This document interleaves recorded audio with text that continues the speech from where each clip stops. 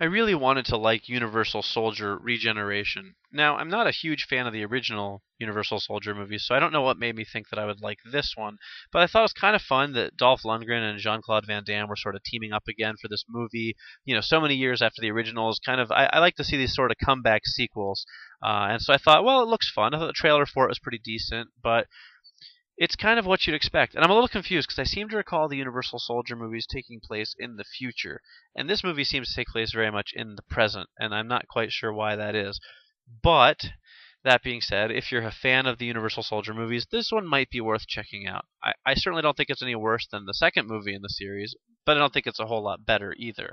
Van Damme and Lundgren both look a heck of a lot older, and for some reason Van Damme's character is in therapy as this movie begins, which, boy, if you think anything can take your action heroes out of being a mindless robot action hero faster than being in therapy, let me tell you, there's not much that can do that. It doesn't do a whole lot to really further the film or make the characters any more interesting, which I think is what the filmmakers were going for.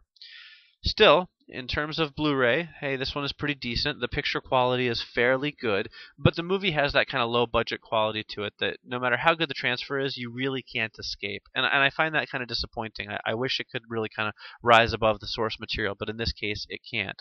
You do get a pretty good surround sound soundtrack, which gives you some nice. The action scenes, especially, really do give your speakers a bit of a workout. The rear channels pipe in nicely. The dialogue is anchored in the front, and your front side speakers really do kind of help, spread out your sound field a bit. So it's a pretty decent soundtrack for an action film. It's not the end all be all of action movie soundtracks, but it'll get the job done at least.